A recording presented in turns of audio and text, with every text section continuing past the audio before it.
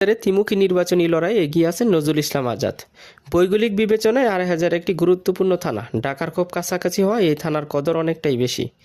নির্বাচনের পূর্বে ভোটের লড়াইয়ে ও প্রচারণায় সরগরম ২৮০০।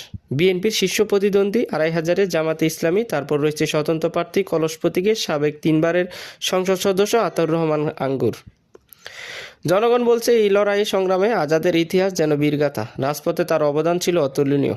তার এই অবদানের জন্য ২৮০০ হতে তরুণ আইডল হিসেবে বিএনপি তাকে দলীয় প্রতীক প্রদান করেন। জামাতে ইসলামী তাদের ধৈর্যশক্তির বহিঃপ্রকাশে এগিয়ে রাখতে চান দাঁড়িপাল্লাকে। এক সুরে নির্বাচন এবার আমেজপূর্ণ হয়ে উঠেছে।